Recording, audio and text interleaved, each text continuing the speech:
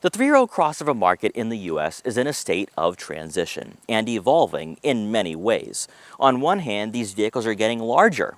They're not getting smaller, they're becoming huge because people are demanding more interior space and better practicality for them and their families.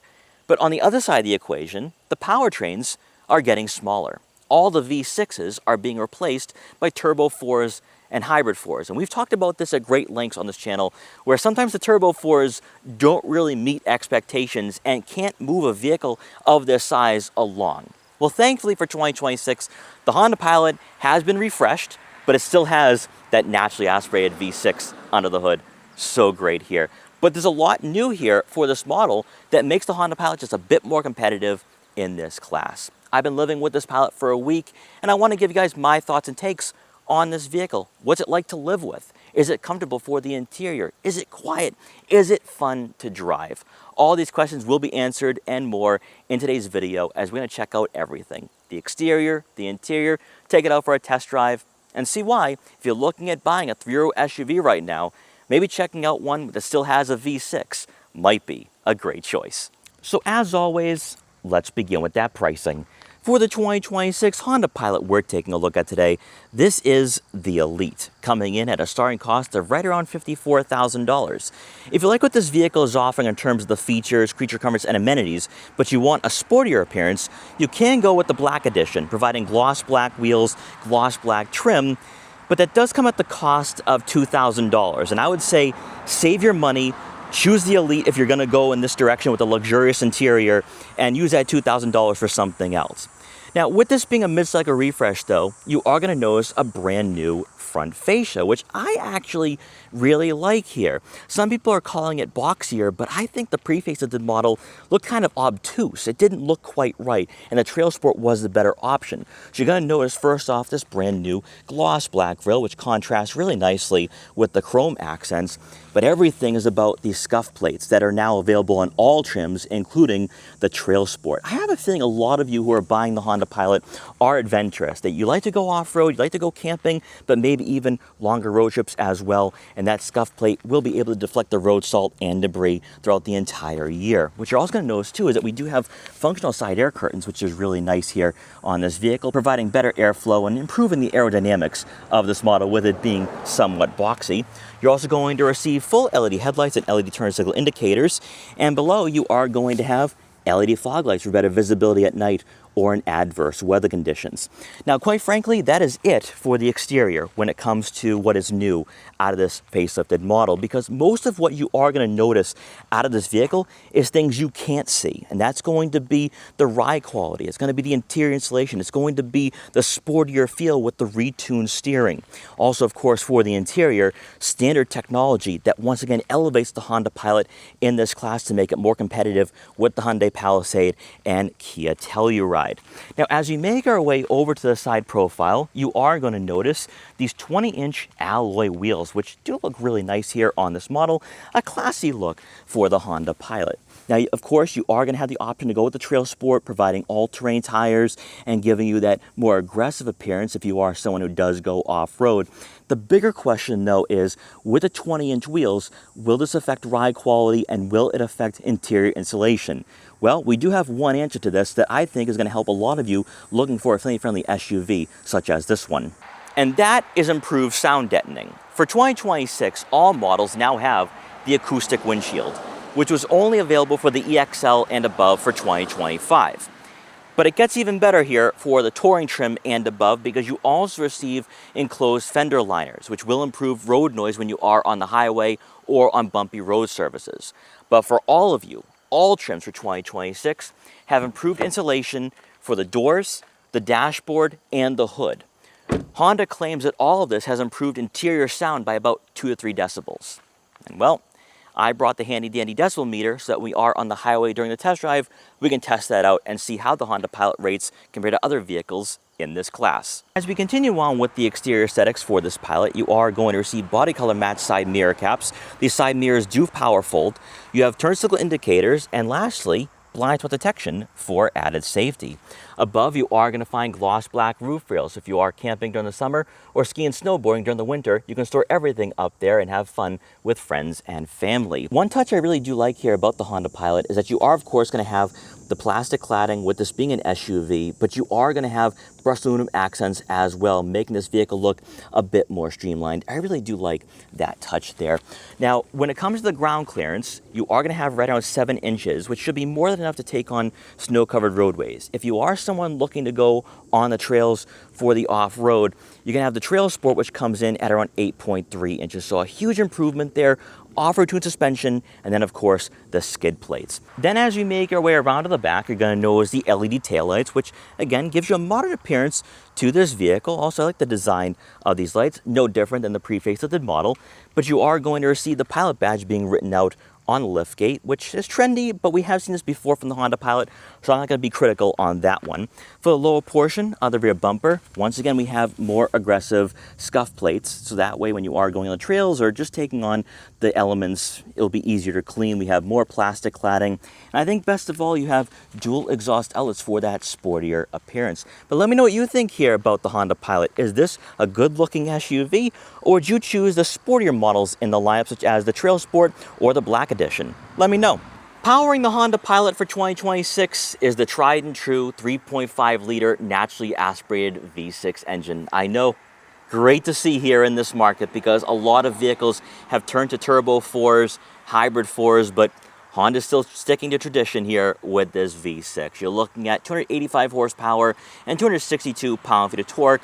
It is paired with a 10-speed automatic transmission, so nothing's changed here from 2025. You are going to have all-wheel drive for better year capability and versatility, matching the 7 inches of ground clearance that we have here with the Elite. Obviously, though, it's going to come down to fuel economy, and that is going to be the big one here, because I know a lot of you are looking for a vehicle that is efficient, and right now, at least for 2026, we don't have a hybrid model for the Pilot. So you're looking at right around 19 miles per gallon in the city and right around 25 miles per gallon on the highway. During my week with the Honda Pilot, I'm seeing somewhere between 22 and 24, so not too bad there based off the numbers that Honda does rate this at, but still, though, there are better in this class. Hopping inside the 2026 Honda Pilot, all your attention will now center around the standard technology that will be seen across all trims for 2026. This includes a 10.2-inch digital gauge cluster and a 12.3-inch touchscreen with wireless Apple CarPlay and Android Auto compatibility.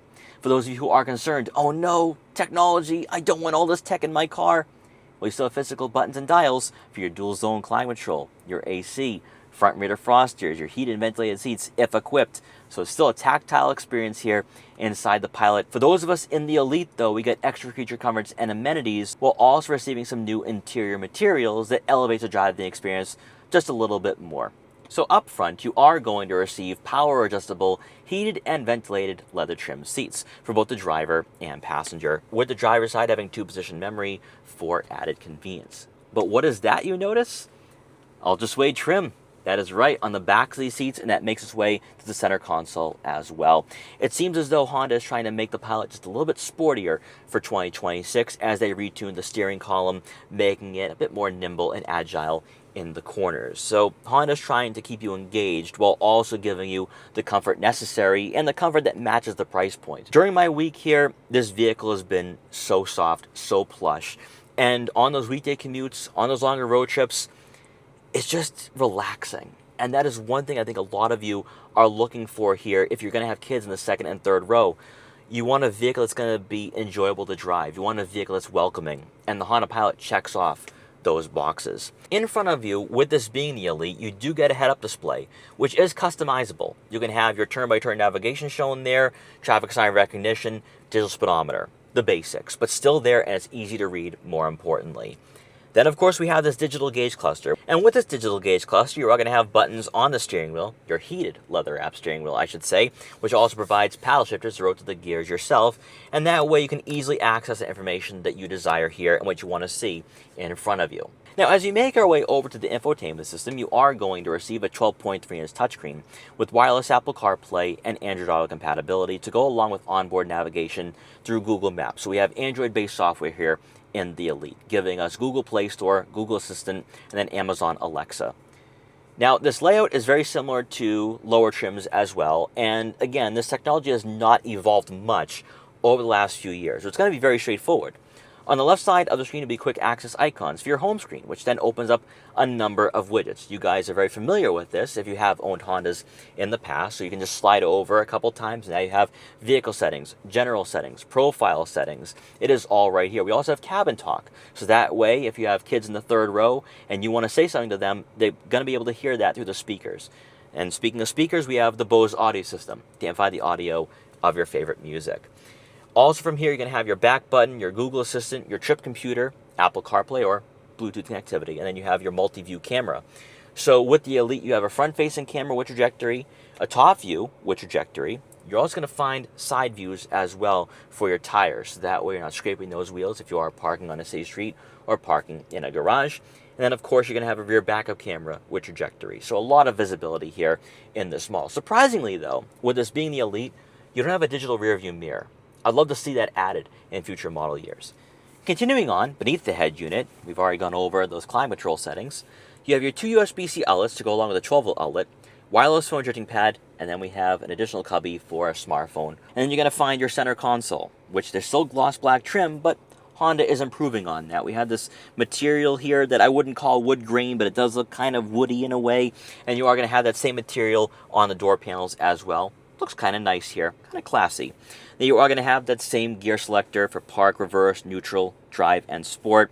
Then you're going to have more buttons for your drive mode selector. So from here you have sport, normal, eco, snow, trail, sand, and tow. You have electronic parking brake, auto vehicle hold, auto start stop, and your hill descent control. For the static storage compartment, enough room for some smaller items. You can easily store a 17-ounce water bottle. In fact, you could probably store 4, 5, 6 of them here. So if you are going on that road trip, you can store them there and then hand them off to the kids when you are maybe taking a break. Then to round out the front seating area, above will be a panoramic moonroof, which brings in a lot of natural light to the interior. Moving on for passengers in the second row, interior space is kind of plentiful. You're looking at right around 40.5 inches of legroom. That is not going to be enough to be class leading compared to, say, a Kia Telluride or Hyundai Palisade, but more than enough for a growing family. Best of all, we have captain chairs here, so we can slide these seats forwards and backwards on rails to maximize legroom for the second row and help out those in the third row so they're not feeling cramped or claustrophobic. And these seats do recline a bit by about, I'm going to say 10 degrees to maximize that headroom and to maximize interior comfort. But headroom is not going to be an issue here with that higher roofline.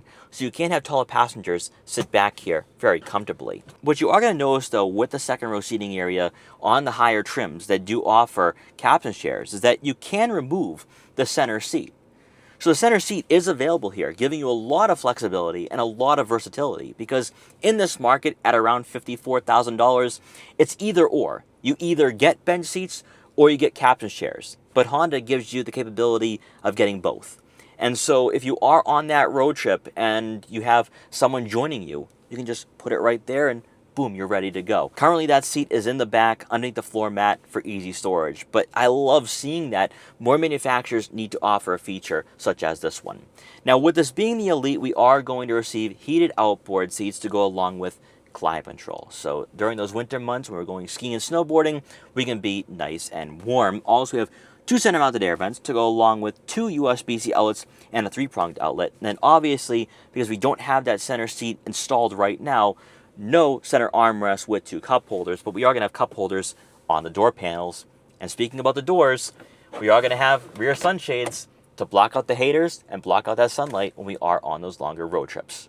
Then for those of us who are forced to sit in the bleachers, we're looking at right on 32 inches of legroom, which again is not going to be class leading, but it will be better than a lot of 3-row crossovers at this price point. There are some vehicles that have no right offering a third row, but the Honda Pilot is one of very few where they can get away with it and it still gives you the flexibility and practicality more importantly. Again, the Kia Telluride and Hyundai Palisade will do better in terms of interior space, but this is sufficient. This is more than enough if you have smaller kids sitting back here. Now, while we're back here though, let's talk about the amenities. So we do have some vents, we have speakers, which is great. So again, with the cabin talk, your parents are going to be speaking loud to you here, but also when you have that music blasting, they're going to be hearing that very nicely here. We have 2 cup holders, a USB-C outlet on both sides.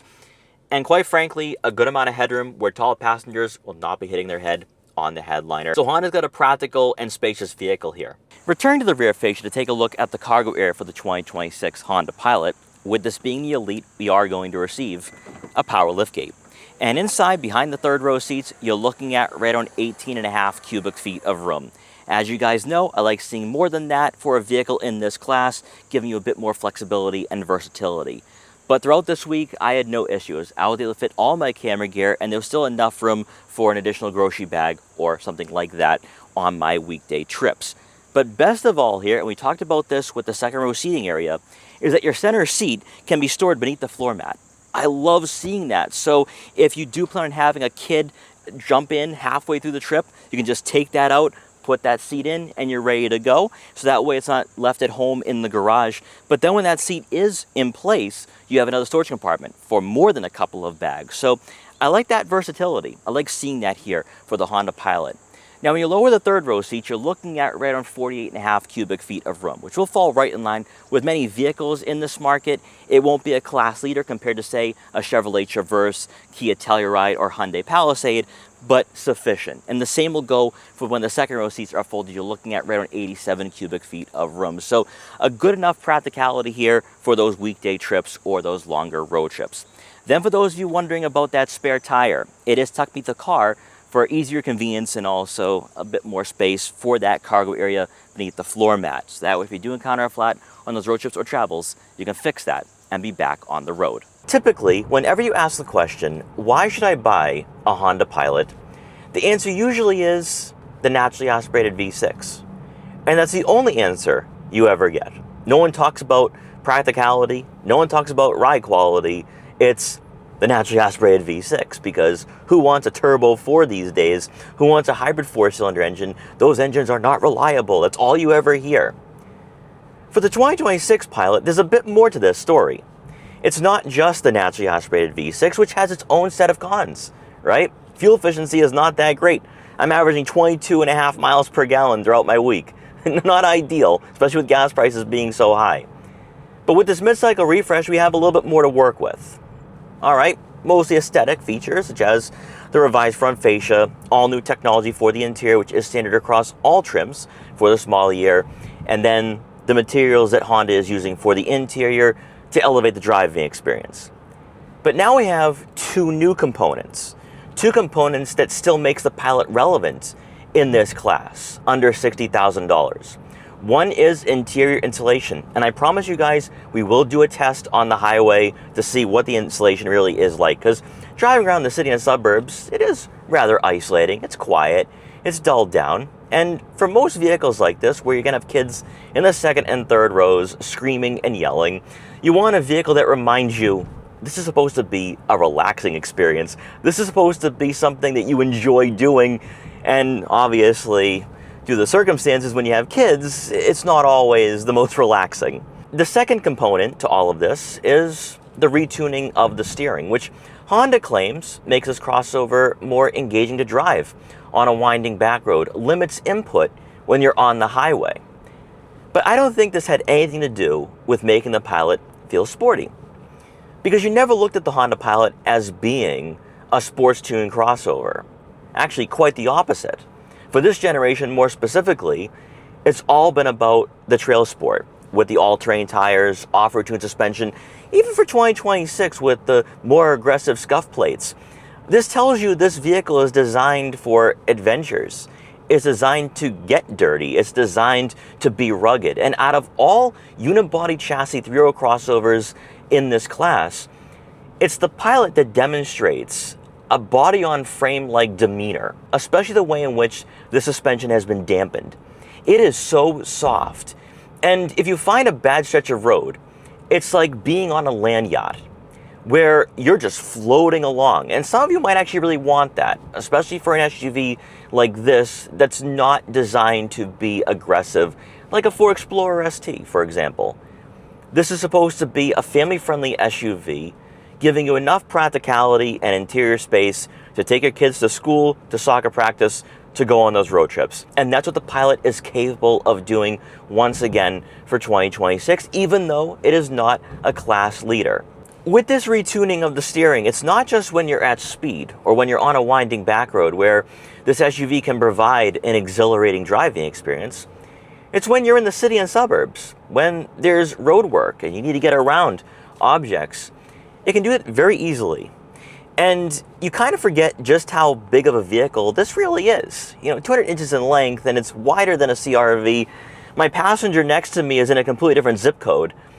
And you don't feel any of that when you're driving in the city and suburbs. And it's those times that makes this SUV easy to live with, right? Maybe you're a little apprehensive, but that apprehension can go right out the window. And it's these smaller things that makes the Pilot still a great choice for families in 2026. And all of this now encompasses the naturally aspirated V6.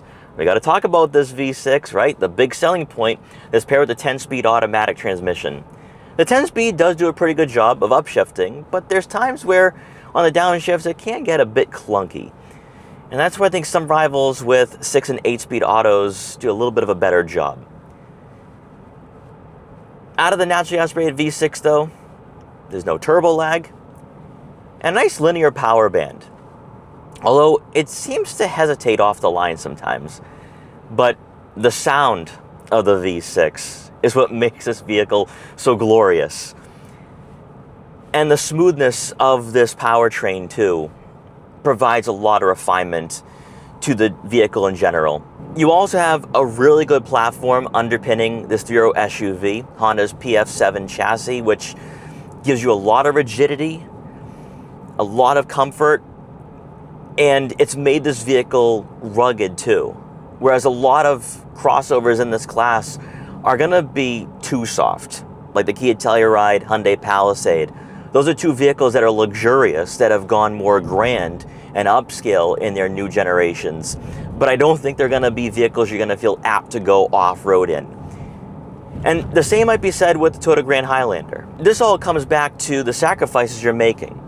Because the Grand Highlander, you can get a hybrid powertrain. Same with the Palisade and the Telluride.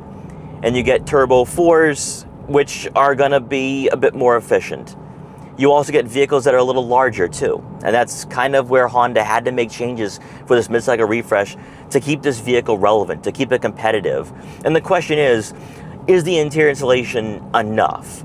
The sportier driving characteristics, kind of a moot point, because this vehicle doesn't have a sports tune suspension, and it's very top heavy. So when you are on a winding back road, when there's not slow people in front of you, you feel as though the Pilot's getting away from you a bit. And I feel like that's why Honda retuned the steering to ground you, bring you back to reality, that this shouldn't be a land yacht. And with so many manufacturers moving into more of an aggressive driving experience, even for just regular point A to point B driving, Honda had to also hop on board with that, even though they've kind of gone down the road of being more versatile than other competitors in this class. But for a crossover like this, that's an elite without an off-road suspension, you kind of need a steering input that keeps you engaged and gives you a sense of being planted, because this vehicle's not going to do that without that type of steering input. But everything else though, the interior space, the new technology, even the design, makes this crossover still a great choice, especially for those of you who don't want to see a lot of tech in your cars. Honda's been very careful about that. They still give you tactile and analog interiors, which I know a lot of you are very appreciative of. So you have the naturally aspirated V6, you have a tactile experience, and it's things like this that keep Americans buying SUVs from Honda, from Nissan, from other manufacturers that are not moving in this tech-filled direction. And that is a plus, even now in 2026 with this mid-cycle refresh. And now we've come to the part that all of you have been waiting for, which we will do this test again later on in the week when we do our fuel economy run out of the Honda Pilot to see if we can get a little bit better than 25 miles per gallon on the highway. But let's place it in sport mode for a bit. Throttle response becomes a bit more aggressive here. See if we can gap this Toyota Corolla Cross, which should be entering the highway a little bit quicker than this.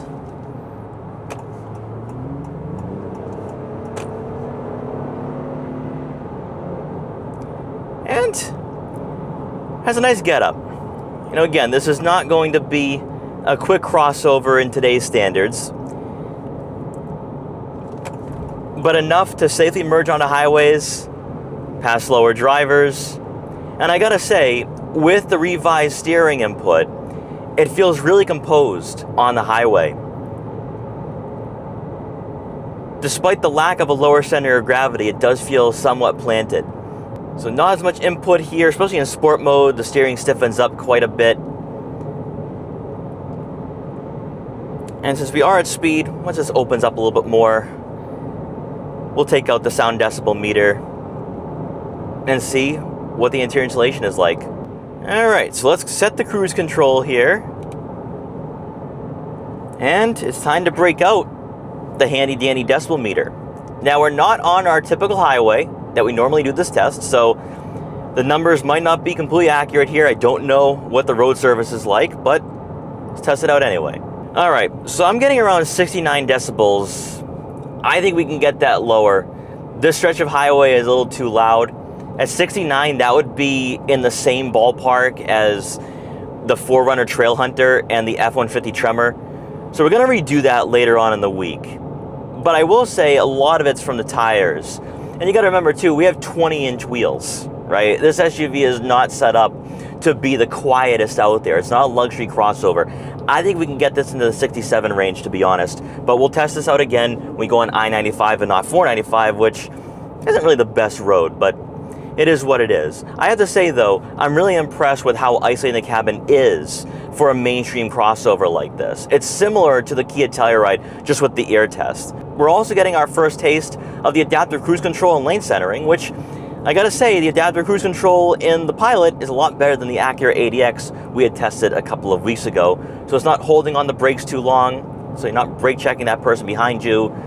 And again, the steering input is great. So I think what you have here out of the Honda Pilot for 2026 is a more well-rounded vehicle. It's not going to be a class leader. It's not going to wow you, but it's still going to be a family-friendly SUV that I actually really like from the standpoint that the suspension is soft, that it's quiet for the interior, and that it gives you just enough where it's perfect for American families. You're not going to get the eye candy. You're not going to get a striking design. You're getting a vehicle that has been around for, 20 years, if not more.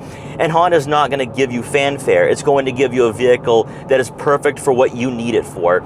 And they've done that again for 2026. The question is, though, heading into the second half of this decade, do they need a new generation? And it seems like over the next few years, we're going to start seeing new products from Honda. So I'm curious to see what that's going to be like. But if you're looking at buying a 2026 Honda Pilot, just know for a fact that you are going to have a vehicle that's quieter than ever, has better technology, and still gives you the creature comforts and amenities that you desire under $60,000. So guys, let me know what you think here about the 2026 Honda Pilot. Is this still a good SUV in this class? Do you like the simple interior, the familiar powertrain, or the fact that it's still practical today in 2026? Let me know in the comment section below. But guys, once again, thanks so much for watching, take care, and I will see you guys next time.